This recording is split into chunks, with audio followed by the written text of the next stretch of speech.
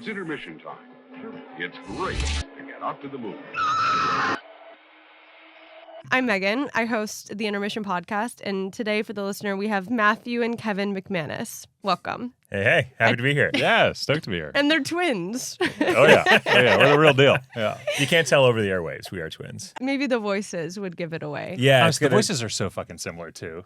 Do people get confused via phone call? So most people think we're our dad. So whenever you Oh, answer the phone, that's they're fun. like, "Jim, how are you?" And you're like, I'm like when I was 12 years old, I'd be like, "It's actually Matt." But yeah, How the same fun. Written voices. interviews are also impossible for Yeah. us because everyone we get labeled back and forth all day long. It's not like, oh, we got one name wrong the whole way through. It's like, it just constantly flip-flops. Oh, that's such a good point. Like, if I were to be a listener of a podcast that you guys do, I probably at the very jump would get them flipped. And then throughout the whole episode, probably like Yeah. there is no through line. I would just like consistently mix you guys up as it goes.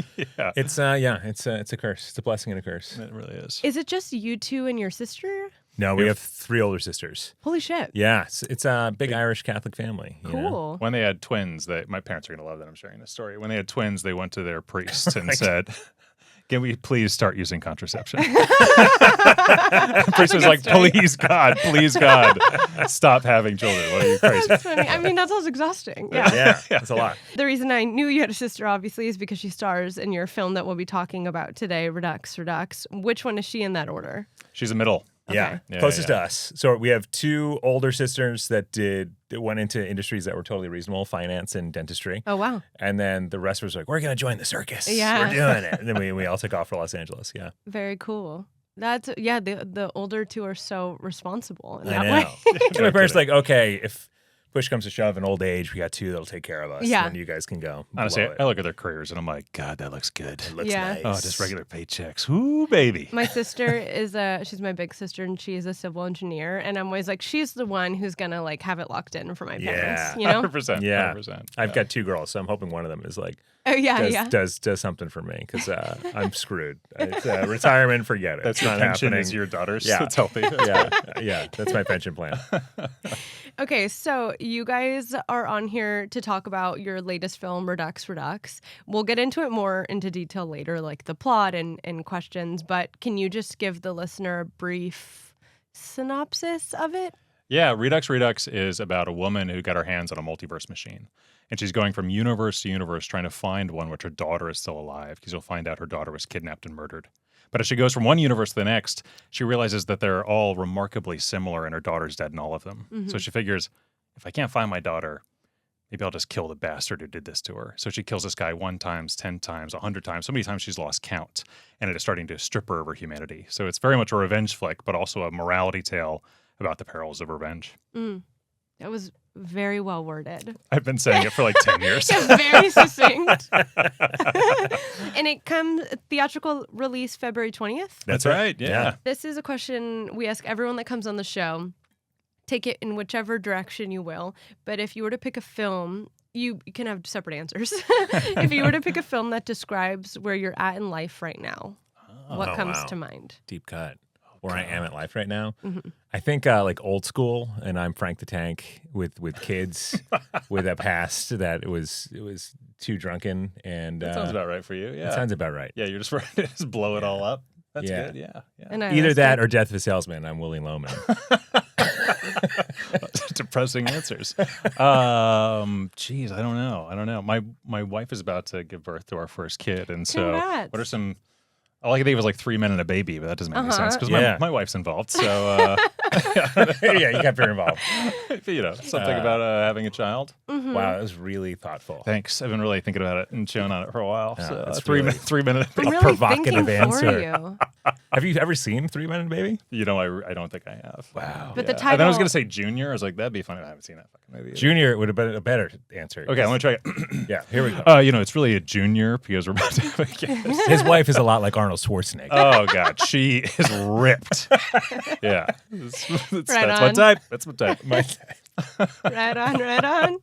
We love to hear it. That was a joke for Allie's sake. She's a lovely woman. Well, with that, we're going to get into your movie taste. I'm always very curious about because obviously a lot of people coming on here are filmmakers. Not every guest. Some guests are just people that like movies. But the trajectory of like growing up and liking movies and then deciding you want to make movies and then what your viewing experience is then like after the fact. Oh, yeah. Yeah. So we'll get into that a bit. But what were the two of you watching when you were growing up? And were you in a movie household? Oh, definitely. Yeah. Our sister Michaela was super into movies, and so we'd go to like the rental store, and she was always picking out interesting indies or horror films and kind of like opening up that world to us, which is really exciting. She was like your Zooey Deschanel in what is the movie where she's the big sister and the kid is like traveling with the band. Oh, is it Almost Famous? Almost Famous. Is Yeah, Zooey Deschanel in that? I didn't realize that. Oh, Wow. Yeah, your big sister is your Zooey Deschanel, like when she shows all the vinyl to her little brother. And Totally. she's like, Totally. this is the world. It's a great thing about having older siblings, right? Yeah. Like, I remember my sister Megan introduced me to the Beatles for the first time. It was the first time I saw somebody put down a record and like drop the needle, and it was Come Together played, and my mind just like exploded. And like, it's just the best. You get introduced to all of these great things. Michaela watched a lot of stuff. She was like really into horror and, which we just call scary movies at the time. And it was like she's super into Scream and all that jazz. So like there was always that kind of window. But then she was also into like deep cut indie movies, like E2 Mom and Tom Bien and shit. I remember her watching that and being Very like, what cool. is this movie?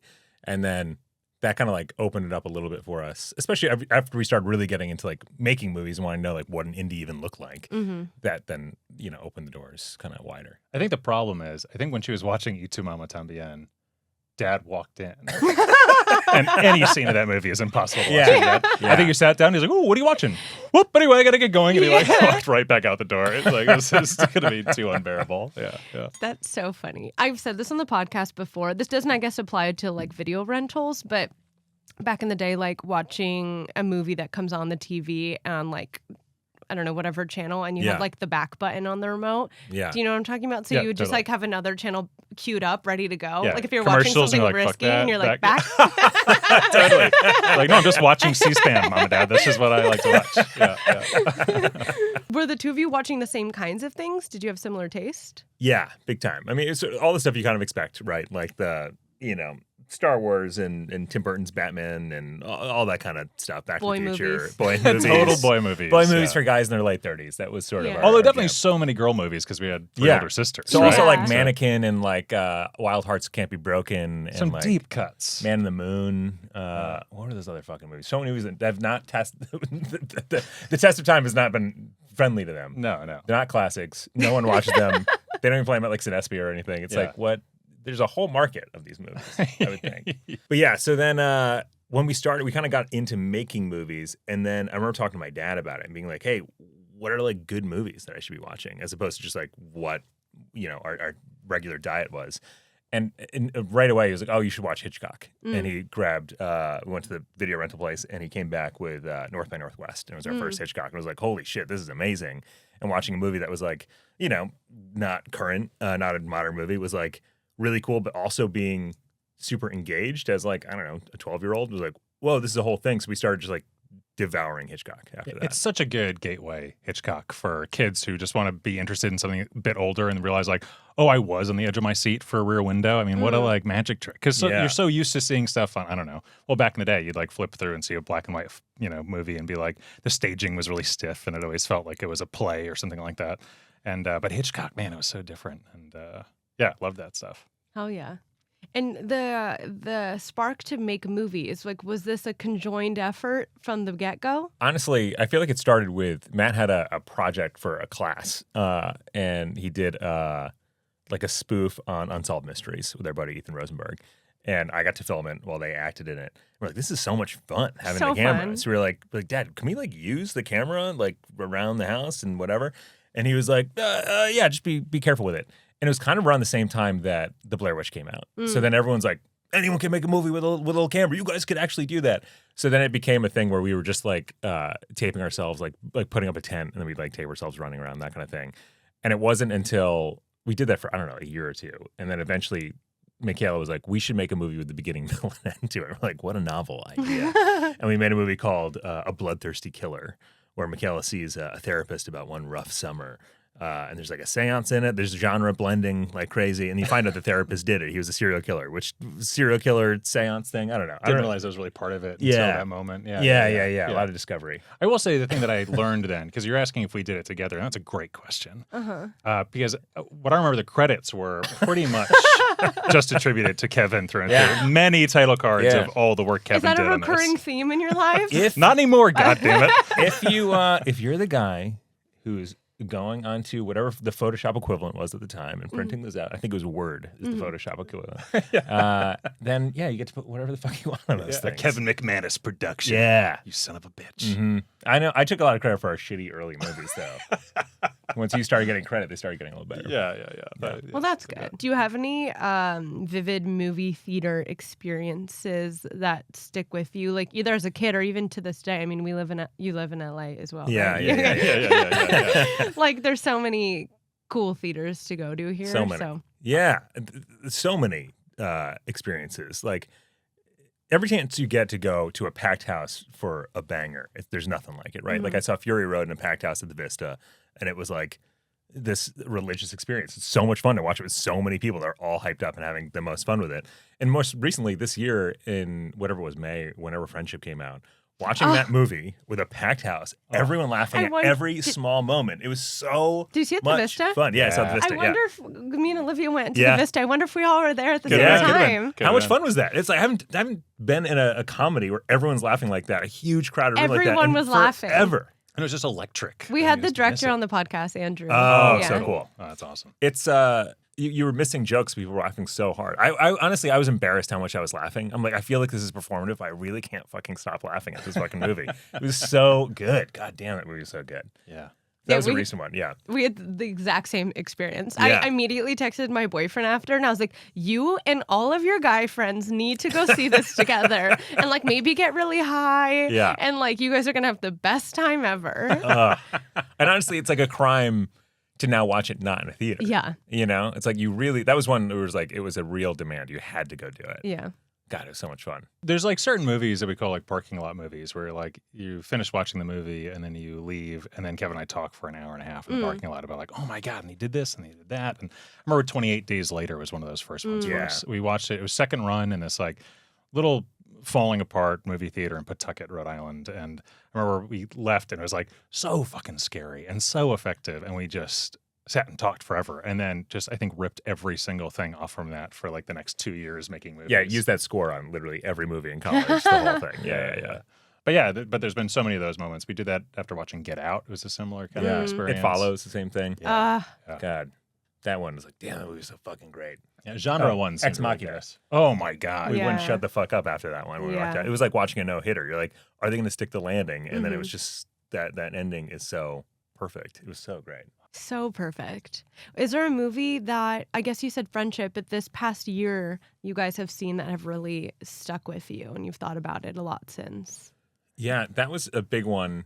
But it's just like so much great genre that came out too. I loved, a lot of stuff you'd expect, like Companion and Weapons and Sinners. Loved all those movies. And like Marty Supreme and One Battle After Another, like everybody. I mean, Marty Supreme, or just watching it and just feeling like, oh my God, I haven't seen a movie that just like grabs your attention in this way. And it's probably since Uncut Gems. I mean, it's so good. And then, but there's some stuff we saw on the festival circuit that was amazing too. It Ends is, I hope, coming out pretty soon, but that movie knocked us out. I mean, it was just, it's so beautifully done. And it's the director's first movie, and he already feels like a master of the craft. What's the genre for It Ends? I can't picture. It's cool. It's horror. There are elements of horror that really work, that are really effective horror pieces. And then he also calls it a hangout movie because it's about these like four friends stuck in a car together, talking and like connecting, and you feel like you know them. You feel like you've had those conversations. Yeah.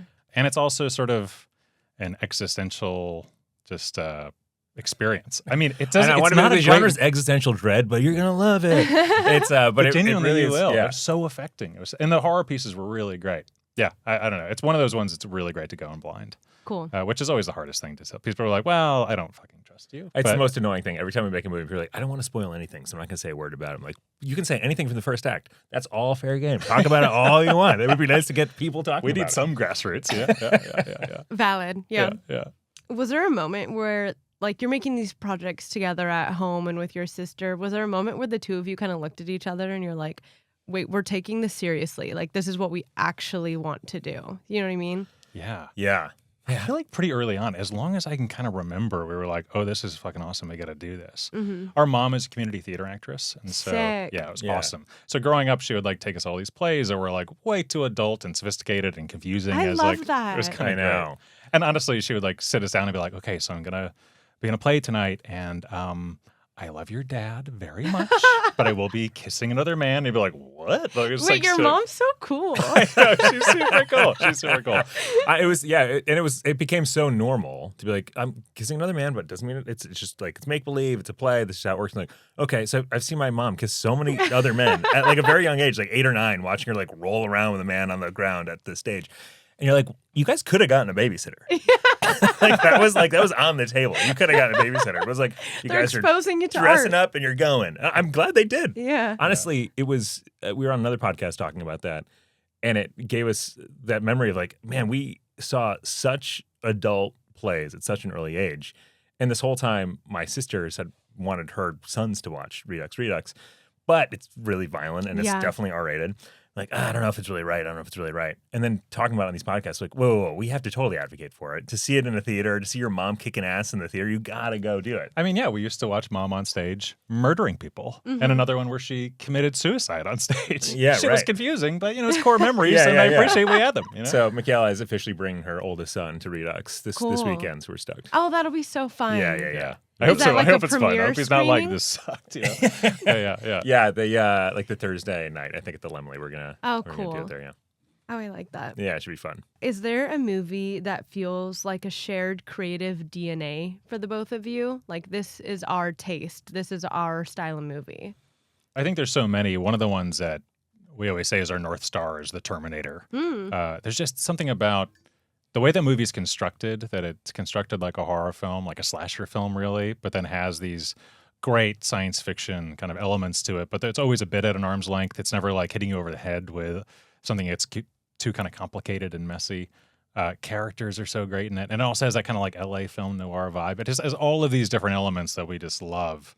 And so it's definitely something we are always leaning back on. Was that your I answer? concur.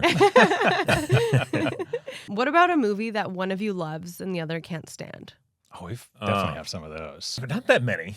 We definitely have a lot of buddies that we argue with about certain movies. God, One of the movies that I'm such an apologist for is, and nobody agrees with me, is Quantum of Solace. I'm always like, I kind of like that movie. And people are like, rough on it. But I guess you I don't aren't- disagree with that. Yeah. Although I haven't seen it probably since theaters, which says something. Yeah.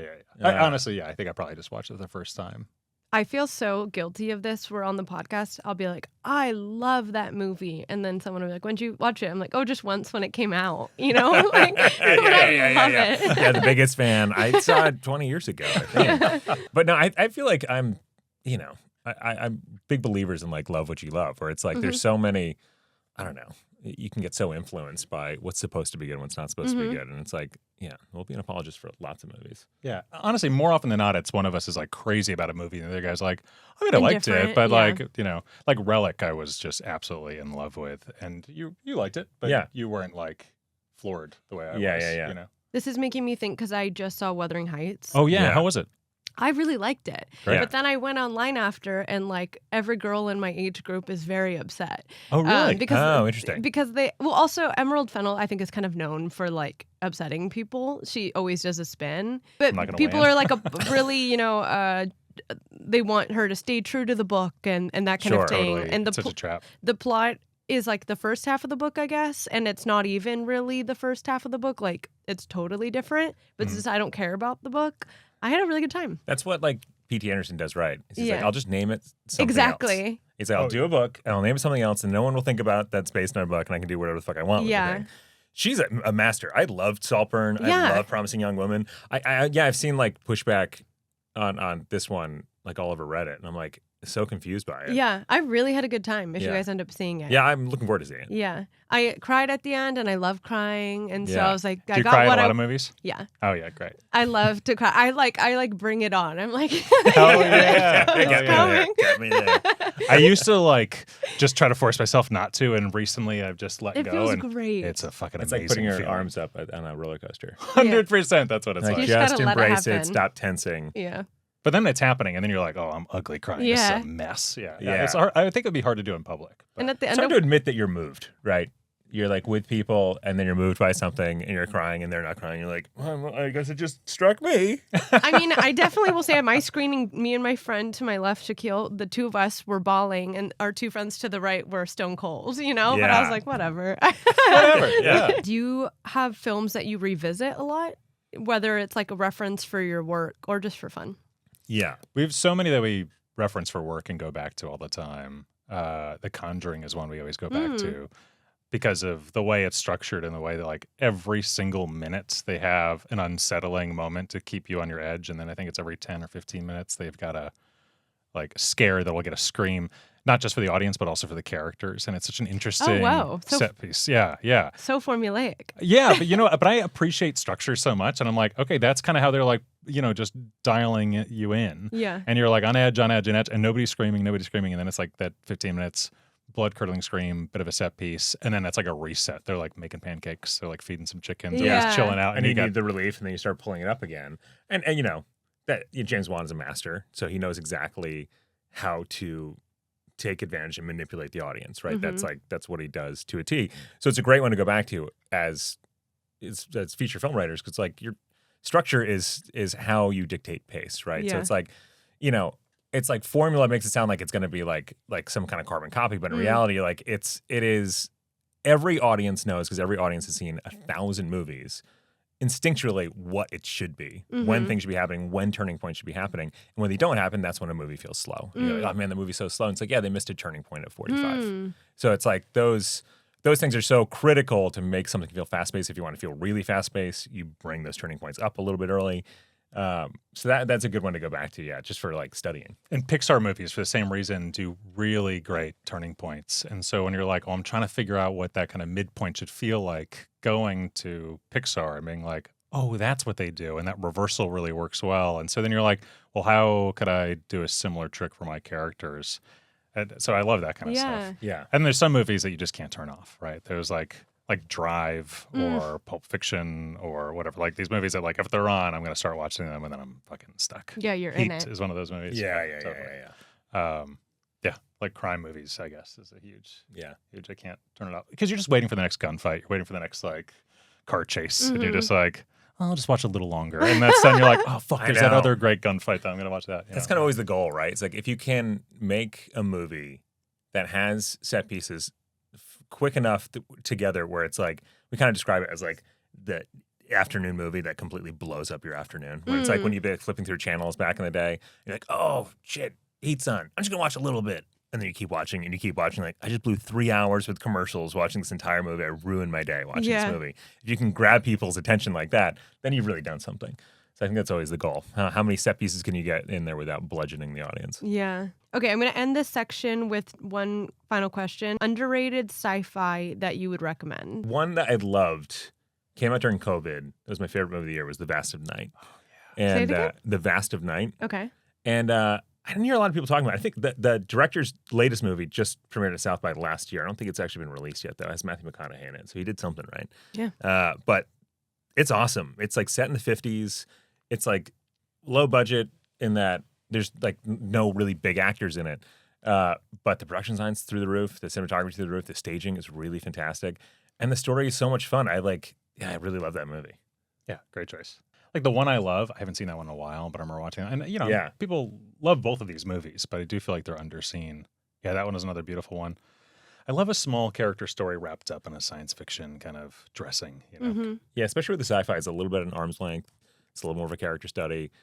That's always gets exciting. Yeah, that's a good one I love. Okay, now we're going to get into your film, Redux. I have a short description here. Irene Kelly travels through parallel universes, repeatedly killing her daughter's murderer as she becomes consumed by vengeance. Her humanity hangs in the balance. And it stars your sister, Michaela, which is sweet, and then Stella Marcus and Jeremy Home. Where did the initial spark for Redux come from? It really came from a desire to try and tell a multiverse movie in kind of a different way, right? Try and honestly keep the story a lot smaller. I think time travel movies are sort of like a close relative of the multiverse movie. Obviously not the same thing in that we're not going back and forth in time. But it's so many early time travel movies felt like more of an excuse to tell a fantasy story. You know, how do we get our characters to be among the dinosaurs or in King Arthur's court or something like that? And it wasn't until we were watching movies like The Terminator or Back to the Future where it felt like really personal stakes and more intimate and smaller. Even though like The Terminator has like world-ending implications that come along with it. At the end of the day, if you watch scene by scene, it's just about two people running away from an unstoppable force, and it feels really small and intimate. So that's something that we were really drawn to. How can we tell a multiverse story where every universe isn't like just an opportunity to some crazy, wild fantasy universe, you know, with a different set of circumstances that now things are completely different? How can we do it where it's a lot smaller? And that was really came from this concept that if there's an infinite amount of universes out there, then the differences might be infinitely small. So what would that do to someone who's traversing the multiverse, trying to change their circumstances? How frustrating would that be? How would it change their humanity? So that really was the seed of the idea. Cool. Very cool. And was this film, was it one of those where you guys had like we want to do a multiverse movie first, or we want to tell this story first? That was one where we were talking about multiverse movies and we're trying to think of how we could crack one. And again, it was like before the kind of the craze had taken off. And we thought, oh, this would be kind of a fun subgenre to play with because it's so underutilized. And, you know, we always talk about it like whenever we're breaking a story, sometimes you're trying to make a fire. And sometimes it feels like you got two rocks and you're smacking them together, just trying to get a spark. And it is agonizing. And sometimes it's a lightning bolt and it all happens all at once. And this movie felt a bit like that, where, you know, we had that first kind of thought of, well, what if she's looking for a daughter and can't find her and then just wants to kill this guy over and over again? That would be a pretty fun engine and kind of wrought and brutal. And then these other turning points came into place pretty quickly and we said, oh, fuck, that's a movie. And so it was exciting. Sometimes you kind of get it all at once like that. And then you're just like racing for a piece of paper to write it down and then just start jumping into index cards and breaking it down. And it kind of flows pretty easily. But we were really precious about it because we really loved the structure and all these ideas. And so it took us a while to actually finish the script, but it was because we were really precious about it. Yeah. At what point did the story become less about revenge and more about addiction? Because it's essentially her kind of addicted to that experience in a sense. Yeah, and the fact that she can't really let go. I mean, a lot of it, obviously she gets addicted to the revenge streak, but it's also, you know, a story about someone who is trying to reach back for something they lost, right? And I think we all do that. That's something without sci-fi. You know, we're all trying to reclaim something we lost at some point in our lives, and how much of a fool's errand that can really be. Because by the time you might end up retrieving that thing you lost, a lot of times you change as a person. And I feel like that was thematically the thing we were playing with the most. There's this proverb that says, no man can step into the same river twice. Different river, different man. And I think that's really, really where her story is. And, you know, her quest to find her daughter, you know, is omnipresent because any parent would want to keep looking for their kid. You know, that it was also born from that fear, having daughters of my own. Like, that's the biggest fear. So you go to the ends of the earth. And that's the tragic thing, is that the more you do it, the more it changes you as a person. And then, you know, you're not the person that your daughter really needs at the end of the day. So when I was thinking of this type of film, like the multiverse, the hopping around in time, different movies came to mind. I was thinking like a Memento, obviously like a Groundhog Day, but then like an Edge of Tomorrow type of thing. Like, what were some references you guys had for this movie, or any sister movies? Yeah. Those are big ones for sure. Memento, definitely. I love Memento. Oh, it's so great. It's so good. And it's such a great masterpiece. And it's like, you know, a cautionary tale for revenge, right? With Memento. And it's such a study of it as well in a really cool way. Yeah. Another one that is not science fiction, but Blue Ruin is one that we use a lot. Yes. Do you love Blue Ruin too? I love it, and we had the main actor on the podcast. Macon Blair? Yeah. Yeah. Oh my God, he's so good. He's so cool. Yeah, I know. Yeah, I remember it just his big beard and his face in that one. I remember just people were like, you got to watch this movie. And I like looked it up and I was like, oh yeah, I want to watch that guy. And it's so cool because his friend is the director, and it was just kind of like that's like a perfect scenario. Yeah. You know? It's the best. That movie's so good. That's the dream. And then Jeremy Saulnier went off to make some of the dopest movies ever. Yeah. So it's like, that movie is so great. And what I love about that movie in particular is that the first act of that movie is like a masterclass in staging, in that it's like that relationship between the edit and blocking and camera work all tell the story all on its own. You don't need any dialogue. You know exactly what's going on, and you're on the edge of your seat when he's going to the pawn shop looking to buy a gun. You know it because the way he's looking at the guns, and then he looks up and he sees the camera and he's out of there. And then he goes to like the country western bar. And what is he doing? He's breaking into a pickup truck to get the gun. But now there's a lock on it. And now he's trying to smash the lock, and the whole gun breaks. Every step of the way, he's not saying a word. You know exactly what he's doing. He's trying to seek revenge, and he's going to do it come hell or high water. And it's such a joy to watch a movie really just use cinematic storytelling to tell the story. I think it's something we're always reaching for. And also to respect the audience enough to know that they're going to be with you, right? And not have to like spoon feed them. And so you just feel rewarded as an audience member. And yeah, I'm crazy about that movie. It works so well. So taut, so tense. And then Rebel Ridge is the most recent one. Yeah, it was true. I have not seen. Oh, holy shit. It is a ride. Okay. Green So Room? good. Have you seen Green Room? I love Green Room. Yeah, Green Room is the fucking best. I love that movie so much. It's so fucking intense. It's so cool. Yeah. So cool. That was one of those parking lot movies when we Yeah. walked out. We're like, yeah. holy shit, that movie's amazing. Yeah. What was it like working with your sister? Did you always have her in mind? I mean, she's been with you guys the whole way through, you know? It's so great working with her. She is so can-do, excited, and, you can ask your sister to do stuff that you would never ask a regular actress to do. You know, you're just like, hey, I need you to do these crazy stunts. And she's like, shit, okay, I'll do them, But she's also the first person on set and so jazzed. And there's something about when you're doing an indie film like this, it's a tight budget, tight time schedule. And then if you have your number one at the call sheet, it was setting the tone for everybody. And then also Jeremy and Stella, who both were also super down and excited to be there. It's just good for the morale for everybody, and everybody is there for the right reasons.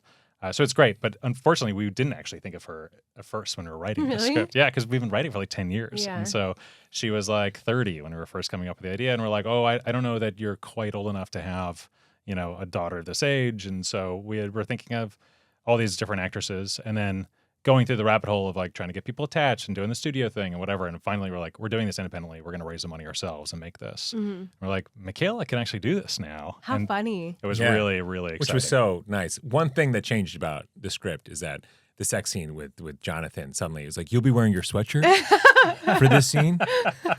We'll show a little chest hair from Jonathan, and I think people get it.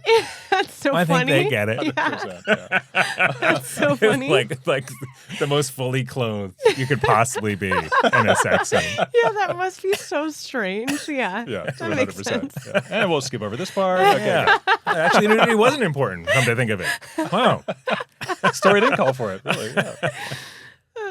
I was curious, this film, like, how do you imagine it in your span of like directorial work? Is this the tone that you want to set, and is it your style? Like, how do you view yourselves as filmmakers? Yeah, I think we would love to continue going down this rabbit hole. Our brains are kind of always in grounded science fiction or horror kind of genre space. We're kind of known a little bit more on the TV side for a lot of the comedies we've worked on in the past. Oh, I forgot to have you guys say that. What have you guys worked on? No worries. But like we're on the TV side, we're kind of more known for like American Vandal or Cobra Kai, but it wasn't. But typically with development and the feature side of things, we're kind of always thinking about grounded science fiction, thrillers, horror, that kind of thing.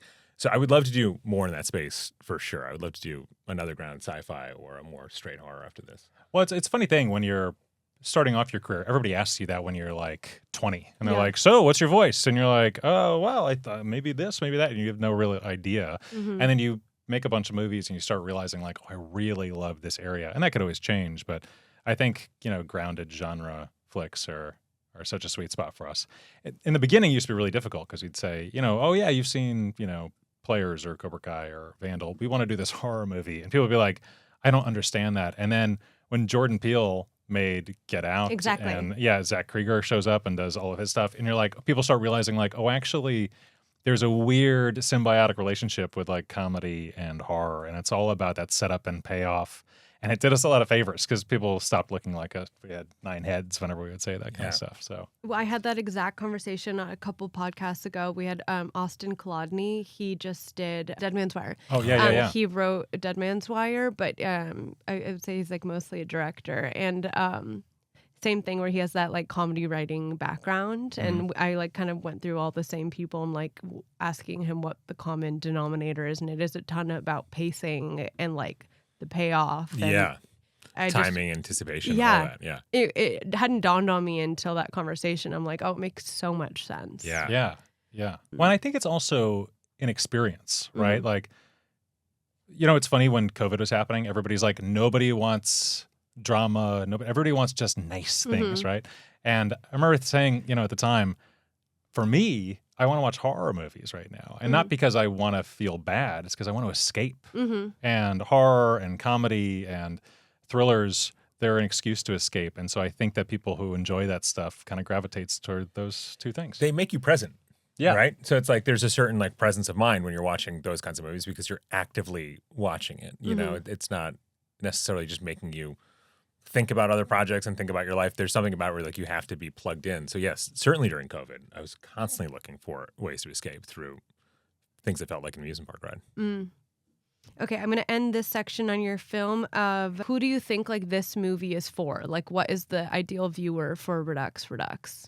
What I think is exciting about this movie is that it actually has a pretty wide, like kind of broad net for the kind of people that could hopefully like it. And that's the hope. The funny thing about showing it to groups of friends when we first were done with it, we would say, what do you think of it? And then what kind of genre do you think it was? And what we were trying to figure out is, do you think it's horror enough to say that it's horror for film festivals and that sort of thing? And so we'd say, do you think it's horror? And they'd say, well, not really. I mean, it's gory in moments and brutal in moments, but I'm not quite horror. And then I threw a meatball across the plate and was like, well, do you think it's science fiction? And they go, no, I don't think it's science fiction. And I'm like, I mean, it's a fucking multiverse movie, right? Yeah. And she's got a big sci-fi machine and whatever. But it was interesting to hear, no, not really. And I was like, oh, why do you say that? And they're like, well, because when I think of science fiction, I think of, big world building and kind of stuff that I wouldn't want to watch. But this feels like a grounded story about a woman and more revenge and more of what, And it was interesting to hear that. Like, so I kind of hope that it's a pretty wide net. Because it touches different genres in a way. Yeah. Yeah. In a lot of ways, like, I don't know, like I think it would appeal to people who like revenge movies, right? 100%. That's it. In that like there's violence and there's something, I think, fun violence to it. So it's like if you're into that kind of thing, I think you'll like it. We were telling one guy we had met while we were in post. He's like, "Oh, so what's your movie about?" I said, "Well, it's a revenge movie." He goes, "Stop right there." So you had me at revenge. Like, yeah, I think exactly, right? Like that's like What a funny guy. yeah. It's like that's the. I'm so drawn to that. It's I think it's hopefully fun violence, but also it has like an emotional core to it. Well, it's funny, too. For a long time, I'd say, well, if you don't like violence, then you definitely won't like the movie. But I talked to somebody after South by, and she said, I hate ultra-violent movies, but man, I loved watching that guy get it. Yeah. He really deserved it. Yeah, he really deserves it. Yeah. Jeremy Home, that son of a bitch. Okay, now we're going to get into a little game called Redux Redo. You two will face hypothetical creative loops, i.e. like filmmaking dilemmas. There's just like 8 I have here. And they'll have tempting opportunities or trade-offs. And you'll need to briefly discuss with each other what you would do in each scenario. So there's not like a right or wrong answer, yes or no. Okay, great. So first one, you can redo your first feature, but it delays your career 5 years. Oh, no way. Yeah. No. Agreed. That was the big thing. It was that you just need that urgency right at the gate, and I just feel like it's such a scary thing. The longer you wait, the more people have jobs and can't help out. And I mean, that first movie made for $125,000, and most of the department heads made basically nothing on it. They slept in our parents' house. It was like the whole G&E department slept in the attic. That's fun.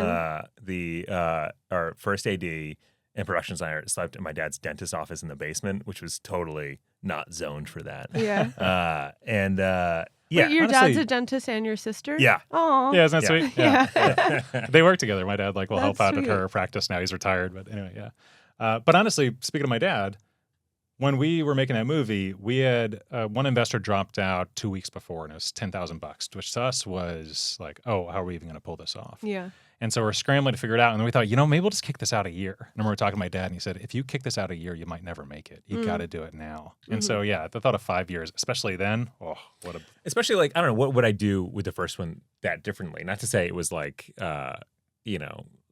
without errors or needing, like, it could use some love, but it's like I don't think there's anything 5 years would do to that movie that would like suddenly make it a bigger breakout hit or something like that. It sort of teed us up at that right time to then go pursue more work. Yeah. So yeah, I wouldn't change it at all. You can make Redux with double the budget but lose creative control. That's an easy fat no. Yeah. That was why we did it for the budget, was that creative control. Yeah. So yeah, definitely not. Okay. You can make your dream project but not together. Oh, yeah, for sure. Yeah, drop them like a bad habit. Quickly, absolutely. You're like, who are you? Who's that? Well, gee, Matt, I'd keep you around. He's That's very leaving nice you. of you to say. Wow. Okay, I'd keep you around. You can revisit one scene from Redux endlessly until it's perfect. When do you stop? The scene I had the most fun doing was the one scene Matt wasn't available for. There was one day where we had Jeremy home, who is the serial killer in the movie, who's a lovely guy. He lives in Vermont, not in LA, and we had him for an extra day. So for that extra day, like, shit, we have him for a day. We should do something with it. And Hugo Villaseñor, who's our amazing makeup artist, who did like Bone Tomahawk, all these amazing movies, he needs time to do those cool gory effects. Yeah. So it's kind of hard to get it just right.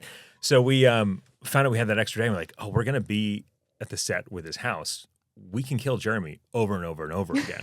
So Matt and I flipped a coin. Matt lost, and he had to direct the actual movie. That sucked. And then I got to be in the kill room with Jeremy. And we literally send off Jeremy with Hugo to go do something. He'd surprise us. He'd come back and be like, we're going to cut his throat. We're like, all right. That's so And then funny. we'd cut his throat, and all the blood would come out, and we get the quick shot of it. And they'd run off, and they'd get something else set up, and we'd hang out and wait for them to come back.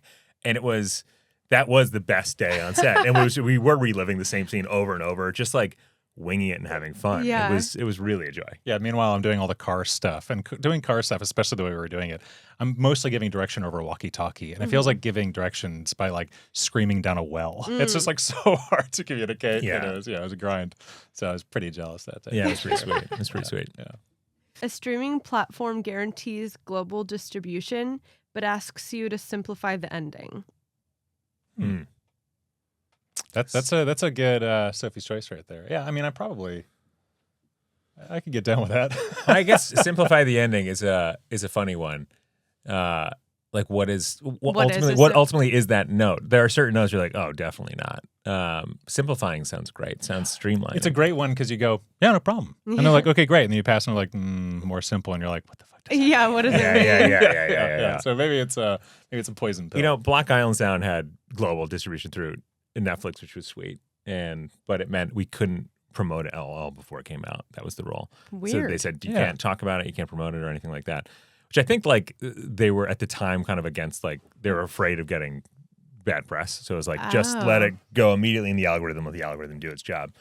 But yeah, That's a funny strategy. It was a funny strategy. So it's kind of weird when you're coming out with that thing. You're like, no podcast, no interviews, no nothing. But I would take that deal again. Yeah, it was great. I mean, so many eyes get to see it, I mean, obviously you want people to see it in a movie theater if they can. But that was during COVID, and that was like just off the table. Yeah. And the great thing about Netflix is that I think most people, well, I don't know if it's most, but I certainly don't have commercials on Netflix. And so you just get to watch it uninterrupted, and that's such a joy. And the way things are going towards AVOD, which is great, and it's really helping indie films. It's really nice when people get to watch the movie from beginning to end without a tied commercial in the middle. Yeah, right. The commercials are strange. Yeah. You can cast a major star, but must rewrite the lead character to fit their brand. Oh, it so depends on which star, Yeah, is it like Joaquin Phoenix? Like, oh yeah, I'm all about it. You know what I mean? Like if you got like that one actor where you're like, oh well, yeah, I gotta write a role that will level up to an actor of this. There's certain like movies you write, and you're like, yeah, if you could get Joaquin Phoenix in there, or you could get Michael Fassbender in there, or it's one of these actors you're like, God, this guy brings so much to it. And you'd be like, well, none of the roles really got to live up to it. Yeah, is there like a dream, like if you guys had to have your pick of the litter for someone in this film, like in Redux specifically? Yeah. Oh, that's a great question. Yeah, one of our first, I think one of the people we were imagining in it often was Allison Janney. And so, when before Michaela had aged into it, she was somebody we had thought of. But there was a bunch of actresses that we were like, The nice thing is that the truth is, if you're thinking about brand as in like just what their personality is and what they bring to it, that's the beautiful thing about casting somebody. And so when you're bringing them in, you're like, I don't know what they're going to bring to this. They're going to bring their own kind of element to it. And that's what Michaela brought to it, which was so lovely, is that she's got this well of empathy and emotion that she can always go towards. And I mean, she was turning that on every time, and it's brutal. Like she bleeds for it. She's thinking about her own kids throughout this whole process. Whenever she kills this guy, she's like, I'm killing them because this guy murdered one of my children. She puts herself there, and it's intense. Yeah. And it's hard. And I think after that month, she was pretty fucking So exhausted draining. just from the emotion of it. Yeah. Yeah, totally. If you know any big actors, send them our way. We'll rewrite it for you. Okay, you get awards buzz, but critics misinterpret the film's core message.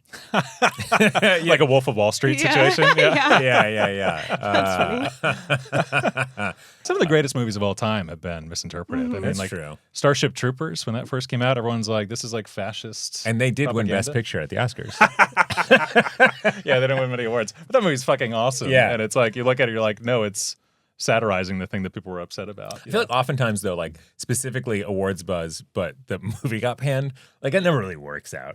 You're like, wow, that movie, it's got that got nominated for an Oscar. That one, huh? And what the fuck is buzz, really? Yeah, right. Yeah. What is Do I get a awards buzz? trophy Like, on my mantle? I don't know. Yeah. I don't know. Like, there's so many critics I follow that like I love their point of view, and I'm like, yeah, when you make a movie and they like it, you're stoked that they like it, and that's like more of an individual versus like, I don't know, a campaign. You know what I mean? So yeah. Okay, the last one I have here is you can secure funding for your next 3 films, but they all must be within one genre. Easy. Yeah. Easiest answer on the planet. Yeah. Yeah. Three movies. You can pick the genre. Yeah, I mean, like that's like that was a good one to end on. Okay, so we'll wrap the episode with just what you guys have coming up. Any upcoming projects, or we are just on the Redux train? Just resting on laurels. No, it's we have 2 features that we're currently working on right now that hoping get the green light, but feeling good about. But yeah, I can't get into any details specifically, but yeah, excited to get the next thing off the ground for sure.